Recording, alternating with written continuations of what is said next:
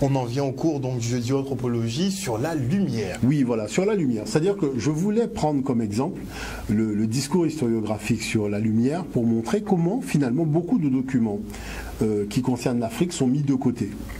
Et ils sont mis de côté ou quand ils sont traités dans les présentations, c'est traité de façon, je dirais, un peu péjorative.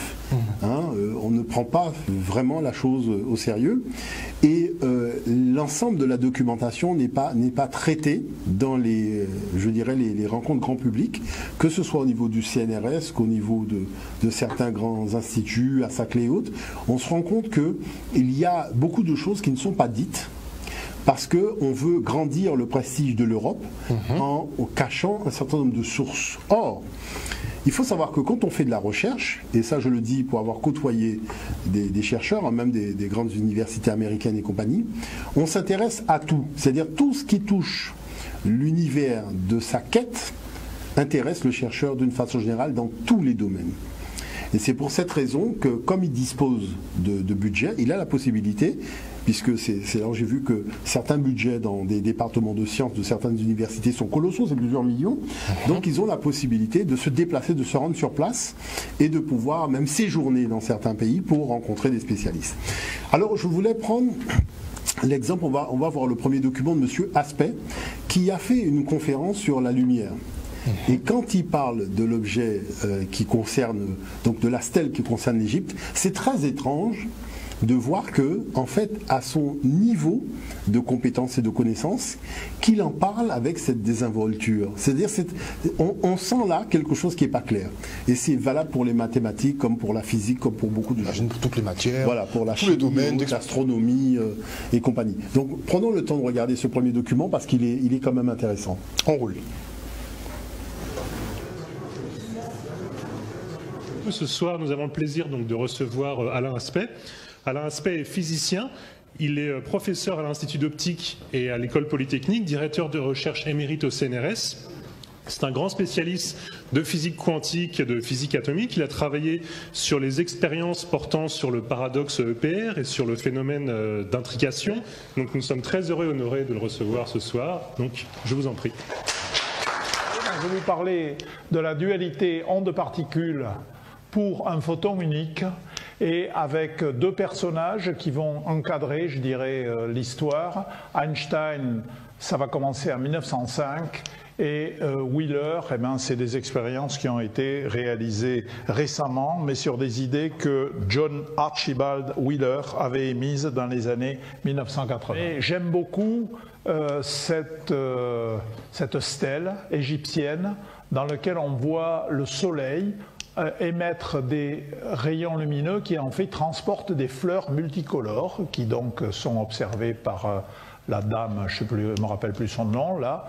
Et vous voyez, on ne peut pas s'empêcher de penser au modèle de Newton de la lumière formé de particules multicolores. C'est assez amusant. Au Moyen-Âge, eh ben, ce sont des empiriques ou des empiristes. Finalement, ils ne discutent pas tellement sur qu'est-ce que la lumière. Par contre, ils font quelque chose qui est quand même assez extraordinaire. Ils inventent la lentille. Et puis, en mettant les lentilles les unes derrière les autres, eh ben, il y a des gens assez géniaux qui arrivent à inventer le microscope pour voir l'infiniment petit, la lunette astronomique qui permettra à Galilée de faire les découvertes des satellites de Jupiter. Donc, on a tendance à sous-estimer le Moyen-Âge. Je pense que leur contribution est tout à fait extraordinaire, même si elle n'est pas conceptuelle. Et vraiment, le grand révolutionnaire du début du XXe siècle, c'est bien sûr Einstein, qui en 1905 va faire l'hypothèse que la lumière est faite de quanta, Lichtquanten en allemand, des quanta de lumière, c'est-à-dire des grains d'énergie élémentaire. Alors cette énergie du grain, de chaque grain élémentaire, qu'on appellera photon plus tard, c'est un chimiste qui s'appelle Lewis qui nommera ces grains de lumière des photons en 1926. Einstein dit, si les échanges se font par quanta, c'est que la lumière elle-même est formée de quanta. Donc la lumière est formée de grains, d'énergie.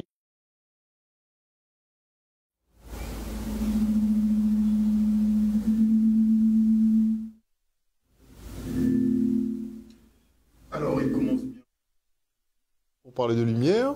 Mais après, c'est cette dame-là dont on a oublié le nom et bon, des explications un peu très légères, comme vous dites. Très évasives. Alors, il faut savoir que la réalité, notre réalité commence ici. C'est-à-dire que les grands savoirs, les savoirs de l'humanité sont présentés comme étant l'apanage des personnes d'ascendance européenne. Et lorsqu'on parle du manque de confiance des personnes ressortissantes des pays du Sud, ça vient de là aussi. Parce que si vous étiez dans le domaine de la religion, tous les saints seraient blancs, et Jésus serait blanc, Dieu serait blanc. Donc, vous voyez bien que ça, c'est ce qu'on appelle de la mise en scène historiographique. Le truc, c'est que comme vous avez un système qui sous-tend ce discours en le finançant, donc ça fait que les discours contraires qui ne seraient pas financés n'auraient pas la même aura médiatique, c'est-à-dire dans les documentaires et les magazines et compagnie. Et c'est comme ça que finalement, je dirais, une certaine idée des rapports entre les humains prennent corps en donnant l'impression aux jeunes d'ascendance européenne que le savoir est redevable au cerveau des Européens et que les autres étaient spectateurs. Clairement. Il faut savoir que dans la réalité, tout cela est complètement faux. C'est faux pour plusieurs raisons. Parce que l'Afrique a généré tous les corpus scientifiques.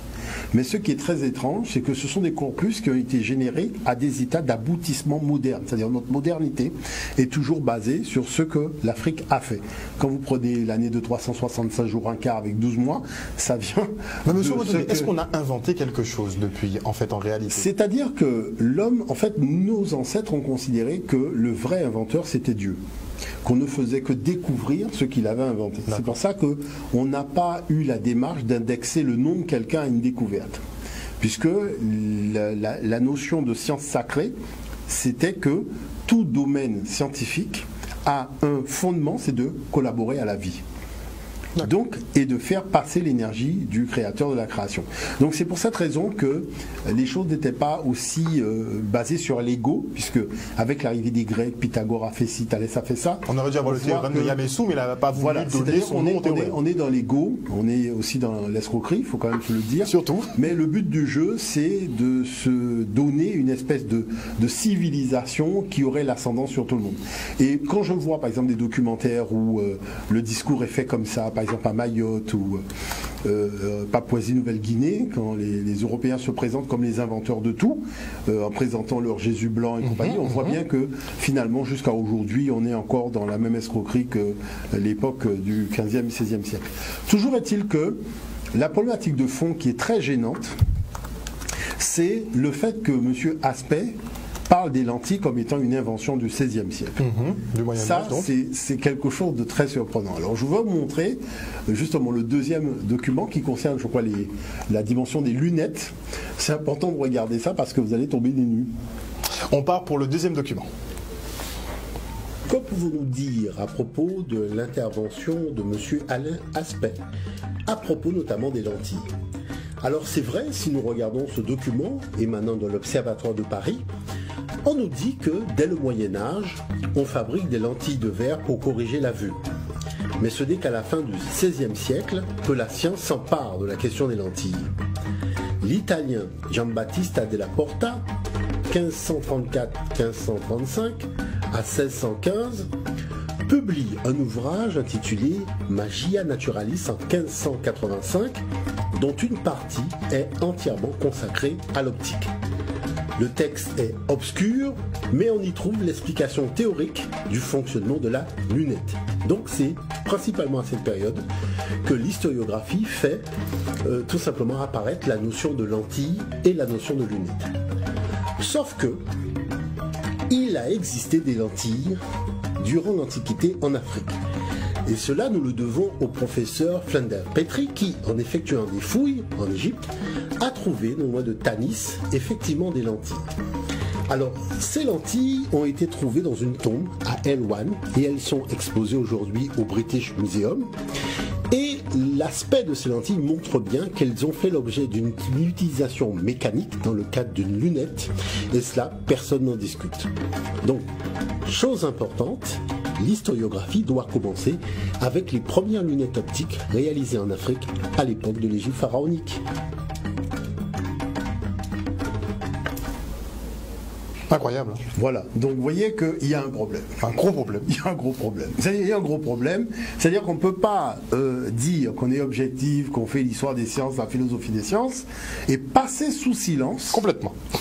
que non seulement on a trouvé des lentilles optiques en Égypte qui remontent à plus de 3000 ans, donc, et en plus, on voit qu'il y avait un mécanisme dans lequel la lentille s'emboîtait pour faire les observations dans les deux sens, c'est-à-dire microscope pour regarder l'infiniment petit et regarder le ciel et les étoiles. Donc, vous voyez que on sous-tend un discours que, bon, c'est des empiristes, ils font de la magie, mais les outils technologiques utilisés sont passés sous silence. Et vous voyez que la chose, elle est quand même assez extraordinaire, c'est-à-dire que si on n'a pas, je dirais, compris la nature du discours scientifique de l'Europe sur l'apparition des connaissances dans l'histoire de l'humanité, eh bien on a du mal à comprendre qu'en fait, on ment. Voilà, c'est-à-dire que la chose passe à côté de la vérité. Et ça, c'est important. Je voulais, parce que le temps passe vite, qu'on puisse voir le document suivant, parce qu'il faut continuer dans l'étude, il y a des choses extraordinaires. On part pour le troisième document maintenant. Que pouvons-nous dire à propos de la nature de la lumière? Il faut savoir que les stèles de l'Égypte pharaonique sont très pertinentes parce qu'elles nous révèlent finalement l'intérêt que portaient les savants et les théologiens de l'Afrique noire pharaonique pour la lumière émanant notamment du disque solaire. Beaucoup de traces de leurs observations, de leur expérience existent encore aujourd'hui, comme par exemple ces rayons solaires gravés sur les parois intérieures du temple de Dendera, donc émanant d'une lucarne. Cette analyse vient du professeur François Doma, où on voit bien qu'il s'agit ici des rayons de solaire pénétrant à l'intérieur d'un temple. Mais il y a eu véritablement une richesse d'analyse qu'il convient de souligner. Tout d'abord, en haut à droite, on a le hiéroglyphe déterminant le mot Seti, darder, rayonner. On a le hiéroglyphe servant à écrire le mot Kra au milieu qui signifie apparaître. Ce signe représente une source lumineuse émettant des ondes sphériques s'épanouissant dans l'air. Pour cela, je vous invite à voir les propriétés ondulatoires de la lumière, interférence, diffraction de Huygens et de Fresnel. Et nous avons aussi les hiéroglyphes déterminatifs de tous les mots désignant la lumière, notamment la lumière solaire. Et pour cela, on peut voir les propriétés corpusculaires de la lumière de Lucrèce, de Newton et d'Einstein. D'accord? Et sur les lignes inférieures, donc, on a différentes peintures désignant le soleil. Donc, qu'est-ce qu'on constate? On constate en fait que la représentation de la lumière solaire, donc, elle est très intéressante et très pertinente, puisque nous voyons des rayons, nous voyons des paquets de lumière, nous voyons des grains de lumière. Donc il y a là véritablement une expérimentation profonde de l'analyse physique et astrophysique, énergétique aussi, au niveau des fréquences sur la nature réelle de la lumière. Prenons le temps de voir la stèle de la Dame de Tempérette. Elle date de la 22e dynastie, soit nous sommes en 1000 de l'ère ancienne africaine, elle est au musée du Louvre. Donc c'est une stèle qui a deux faces. Donc elle a une hauteur de 31 cm et elle comporte deux faces. Donc sur une des faces, on voit la Dame de Tempérette qui adore Dieu la nuit sous le nom d'Atum. Et sur l'autre face, on voit la Dame de Tempérette qui adore Dieu le jour sous le nom de Ré. Donc c'est à partir de ce nom, Ré, qu'on aura le Deus jusqu'au mot Dieu que nous utilisons aujourd'hui. Chose particulière, c'est que lorsque nous prenons le temps d'analyser donc ces rayons qui émanent, cette lumière représentée sous la forme de fleurs, de lotus, qui émanent donc du disque solaire, il y a de quoi être très intrigué, parce que les dessins et les couleurs ne sont pas faits au hasard. Pourquoi? Tout d'abord, nous avons des lignes précises, donc qui montrent que la lumière suit un cheminement précis pour arriver jusqu'à nous. Donc on peut évaluer la notion de temps et de distance, ce qu'ils ont fait. Mais ici, il faut noter que si nous prenons les lotus foncés, si nous regardons bien comment ils ont été disposés, eh bien on se rend bien compte qu'ils sont présentés par séquences.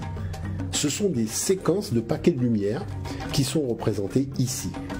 Et la chose, c'est qu'il suffit tout simplement de corréler cela avec ce que nous savons aujourd'hui de la lumière. Dans le cours en ligne de Madame Couder, aujourd'hui nous allons parler du photon. Bien, quand on est en train de prendre le soleil comme ça, on a l'impression que le soleil nous éclaire en continu, c'est-à-dire qu'on reçoit tout le temps du rayonnement sur notre corps. Eh bien en fait ce n'est pas le cas. Sur notre corps on reçoit de l'énergie mais pas en continu. Des fois il y en a, des fois il n'y en a pas et elle arrive par paquet. En fait, on passe systématiquement du noir au soleil beaucoup de fois par seconde. Mais comment ça se fait qu'on ne s'en rend pas compte? Parce que quand on est allongé comme ça, on a l'impression que c'est en continu le soleil. On ne s'en rend pas compte parce qu'il faut faire un changement d'échelle. Rappelez-vous ce qu'on a dit sur la quantification de l'énergie. Par exemple, sur le sable, on a l'impression que c'est quelque chose de continu. Et quand on zoome, on voit qu'en fait, c'est discret. Il y a des grains de sable. Et donc ça, on le voit en faisant un changement d'échelle. Très intéressant. Donc on ne reçoit pas la lumière en continu. Voilà, donc c'est-à-dire que, c'est pour ça que je dis, il y a quand même quelque chose de très étrange pour quelqu'un qui s'intéresse à la lumière. Donc ils parlaient d'intermittence déjà. Et quand on regarde les séquences et les couleurs et l'alignement, on voit bien qu'il y a eu une réflexion bien précise qui explique en fait un fondement. C'est comme ça que nos ancêtres y sont. C'est-à-dire nos ancêtres, c'est des gens vraiment, ils sont très particuliers. Vous connaissez rien, vous verrez un dessin. Si vous commencez à vous intéresser à la science, vous allez analyser le dessin de façon différente parce que le dessin répond à des lois. Et vous allez voir qu'il y a beaucoup de lois cachées en fait dans le dessin. En fait, c'est un dessin scientifique qui illustrait un discours scientifique. Et qu'à partir du moment où on sait que la lumière n'arrive pas en ligne droite, mais vient par séquence, donc il y a des quantas de lumière, vous voyez, donc c'est pour cette raison que on se retrouve avec ces fleurs de lotus séquencées par couleur. Donc c'est pas un hasard, mais il faut connaître en fait la nature réelle de la lumière. Donc il y a de quoi se poser la question, c'est-à-dire se dire, mais manifestement ils avaient ces notions-là. Maintenant il y a, je ne sais pas si on a le temps pour un dernier document, qui dure pas longtemps, juste 2 minutes. On peut y aller rapidement? Rapide. Et on conclut après. Voilà. Si on peut voir le dernier document, parce qu'il est important.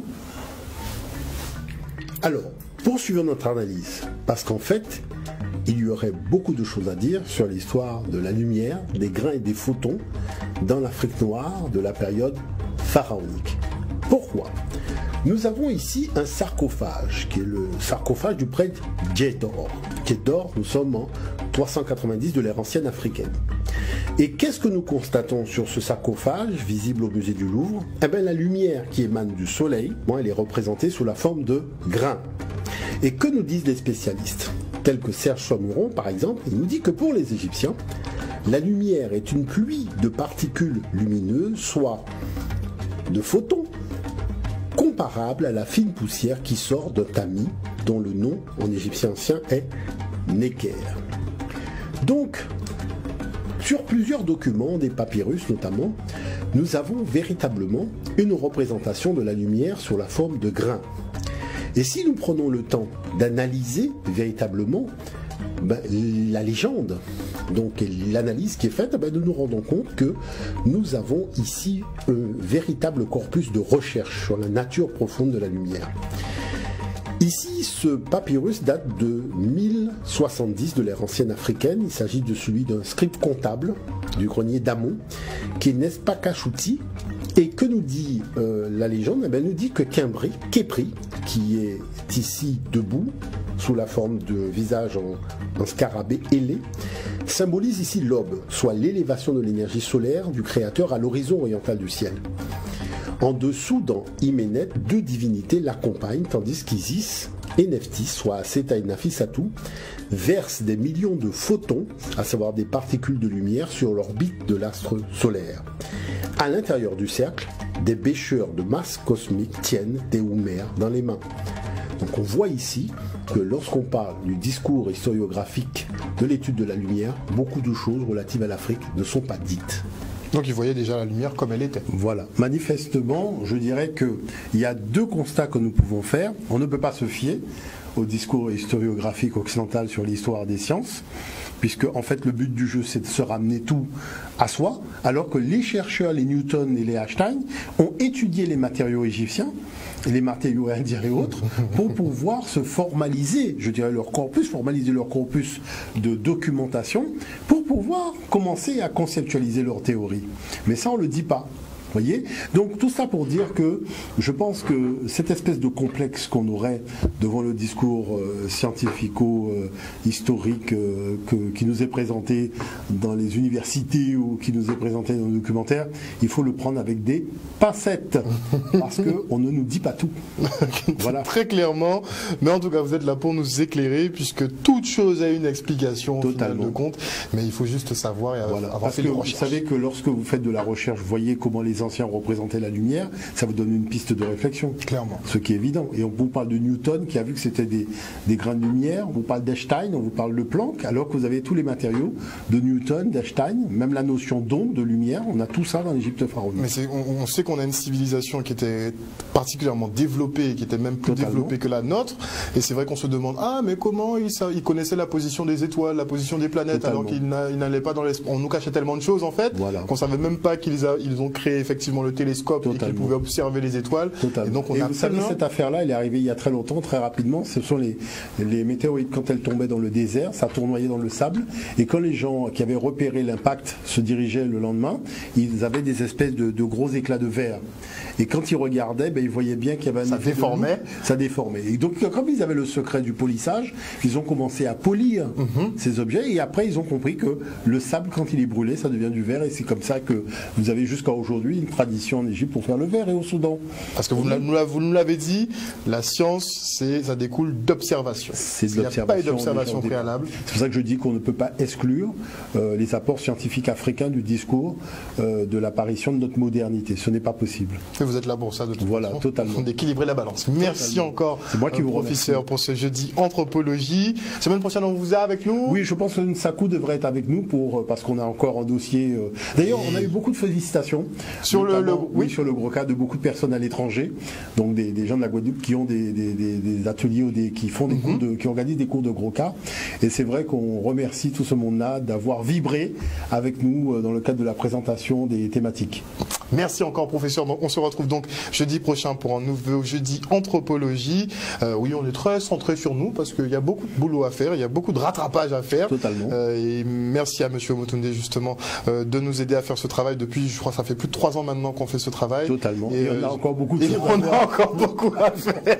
Finalement, tellement ils ont tout falsifié. Totalement. Passez une excellente soirée à l'écoute des programmes de Canal 10. Après la coupure pub, vous retrouverez Brigitte Zabarel pour Santé 10. Passez une excellente soirée. Bisous, bisous.